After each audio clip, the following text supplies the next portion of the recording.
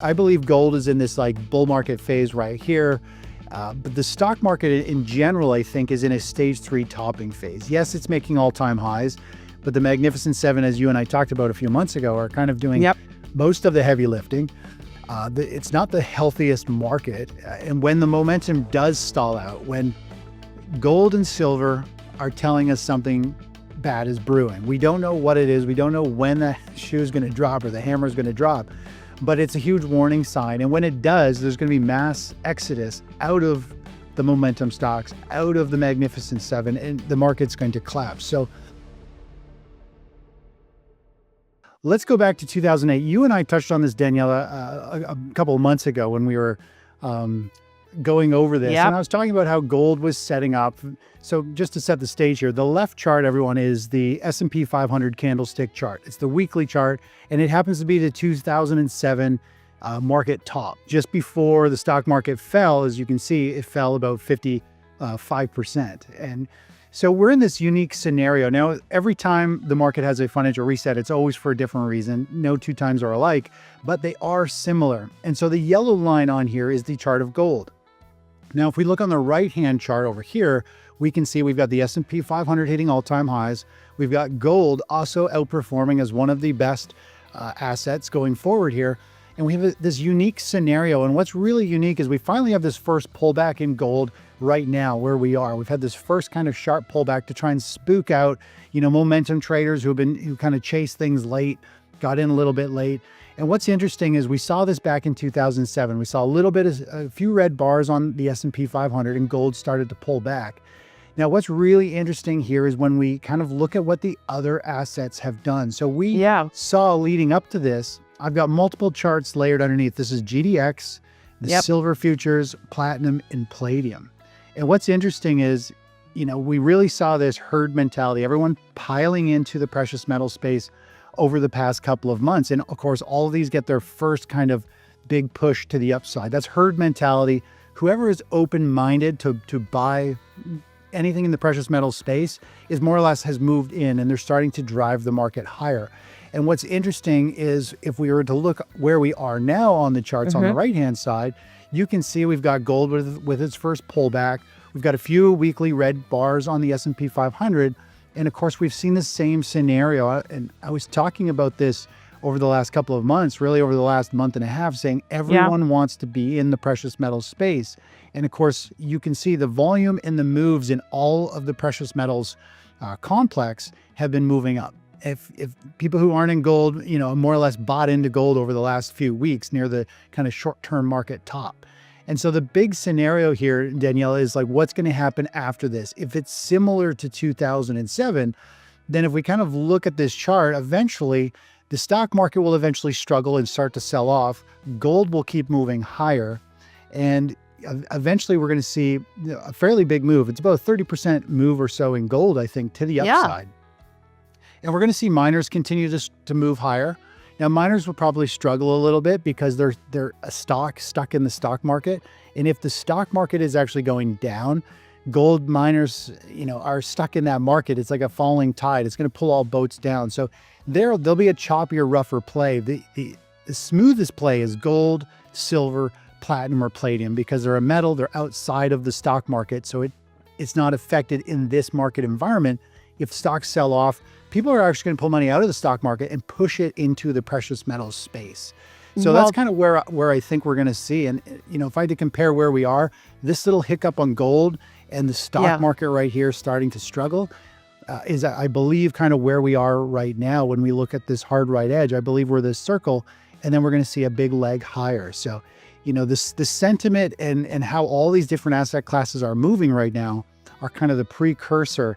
I think we're on one more big push to about 5,200 for gold, and potentially a lot higher for, silver and all of those as well. Over the past several months, investors have flooded into precious metals. Gold, silver, platinum, and mining stocks have all surged with powerful momentum. It's a classic herd reaction, money moving into assets people believe can protect them when uncertainty grows. Recently, we witnessed gold's first sharp pullback, shaking out latecomers who chased the rally at the top. But this decline may be less a warning and more an early-stage reset. just like the brief corrections before gold exploded upward in 2008. The smart money is positioning for something bigger to come. I don't think one fully has to happen. I do think ideally, eventually the stock market rolls over and sells off. And as you know, money is always looking for a return. So if people are scared and they're moving out of the stock market, that money from equities is going to go somewhere else. And usually people chase returns. So whatever's moving with strong momentum is generally where that money is going to flow. So it's going to come out of equities, most likely flow into the precious metals space until this rally or bubble, whatever you want to call it, kind of runs out of steam. So I do think it would be, in a perfect world, we would see the stock market pull back. That will create money flow to move into gold to push it even higher. But I do think we can continue to see gold and the equities market move up and sync together. But I do think like the turbo or the nitro is the stock market selling off and people running for safety and then moving to gold. Well, yeah, if we were to look at this recent move, like you and I were talking about, when you and I talked, we were talking somewhere over here, and I mentioned we're looking for a discretionary trade in GLD above whatever it was, 1,317 or whatever it was. But we've played this recent move up, and there was a Fibonacci move up to this target. So we ended up playing this move in gold, but now that we've actually had this blow off phase where everyone really piled in just before it's had this sharp correction, now we have a very clean pullback to gauge where this next upside move is. So based on this giant bull flag pattern, the strength of this rally and the strength of this pullback, we can project using Fibonacci extensions, which where we should see gold rally to. So if we were to just kind of look at where gold is right now, we should see it run to roughly about 4,700 and then all the way up to about 51, 5,200.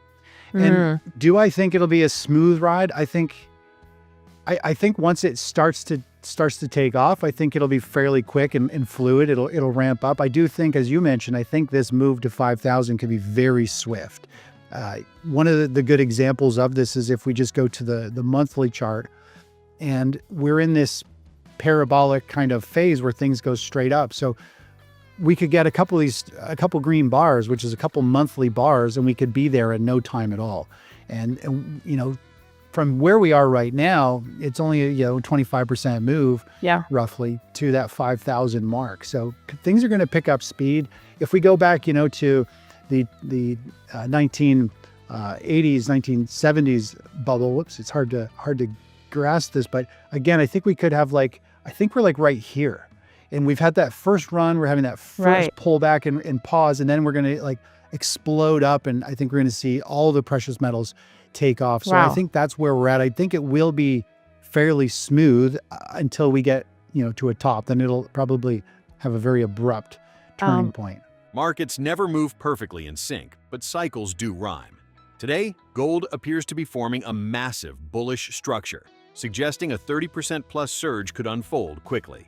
Meanwhile, the stock market is struggling beneath the surface, with only a handful of megatech companies holding indexes up. If fear returns and capital escapes riskier assets, that money must go somewhere. And historically, it races into safe havens. Gold tends to benefit most because it sits outside the stock market.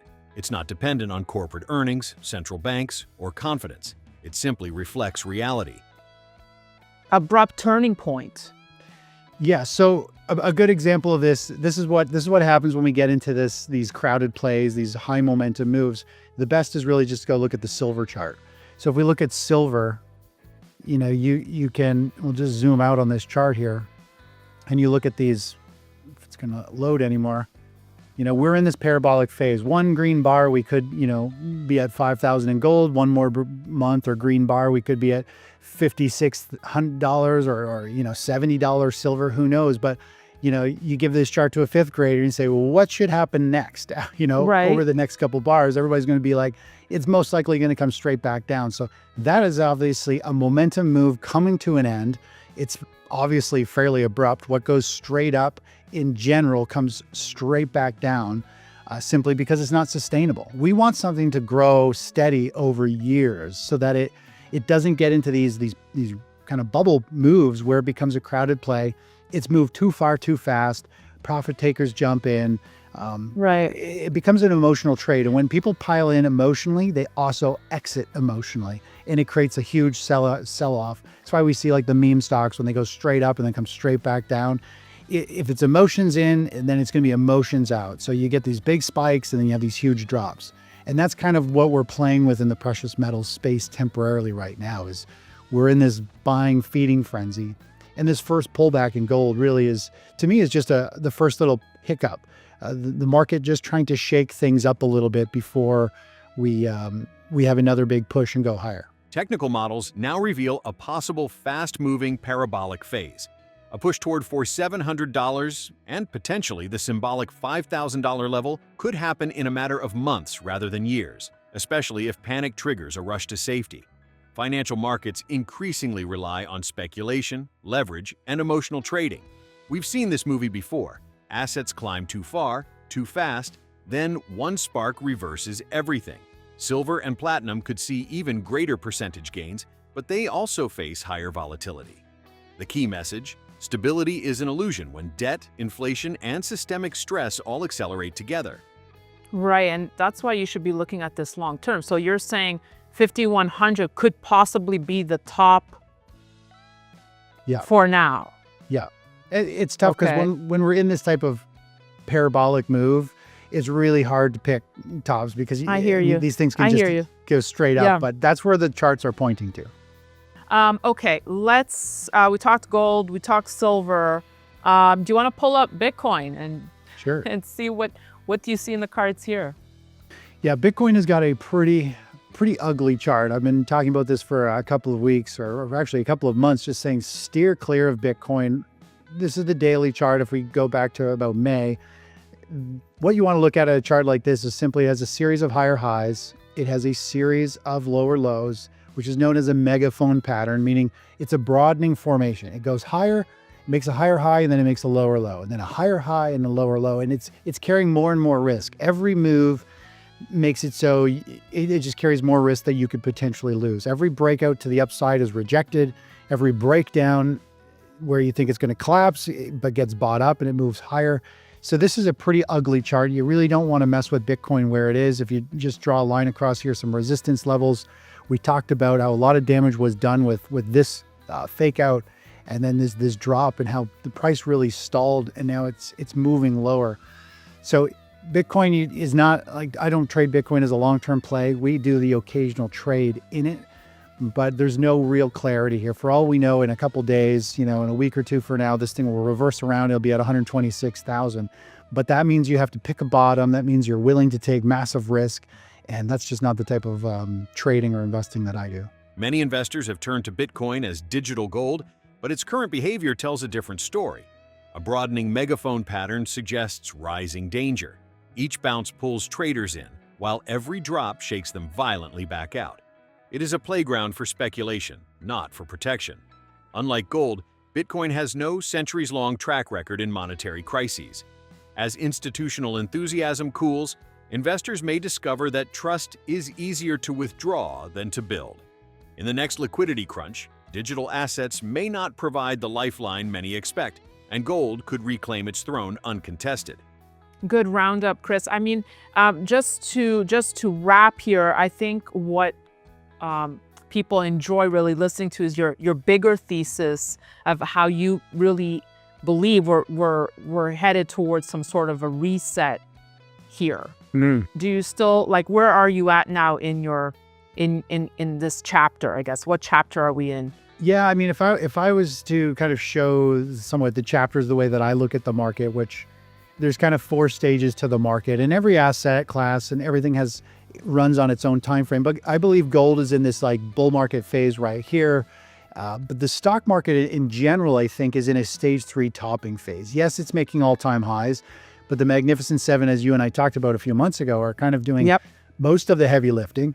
It's not the healthiest market. And when the momentum does stall out, when gold and silver are telling us something bad is brewing, we don't know what it is. We don't know when the shoe is going to drop or the hammer is going to drop, but it's a huge warning sign. And when it does, there's going to be mass exodus out of the momentum stocks, out of the Magnificent Seven, and the market's going to collapse. So In the grand scheme of things, I think we're struggling with this topping phase in the stock market.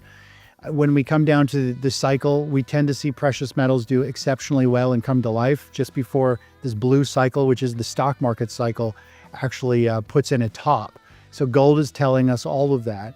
And of course, this market has been dragged higher over the last couple of years, the economic markets and even the stock market, because of this innovation, which right now it's the AI and it's the big techs that are dragging things up. So once this AI bubble runs out of steam, and the amount of people investing in AI companies, like the venture capital, I mean, the bubble in that space is unbelievable. It puts all the other venture capital kind of bubbles to shame. That's not a good sign when the whole world's doing it. And then you go and you look at the financials of the amount of money, the billions and billions of dollars all these companies are spending. They're not turning a profit. They are so far away from turning a profit. They're all in this race to have the best AI, but the reality is it's not generating real returns yet. And a whole bunch of companies have already said, like, this is very expensive. We might have bit off more than we can chew. And now they're like kind of committed into keeping AI running in certain things. But I believe we're very close. Again, you don't want to pick a top in this market. Gold's warning us that eventually something bad is coming. I think we're in the last couple chapters of this book before we have a financial reset.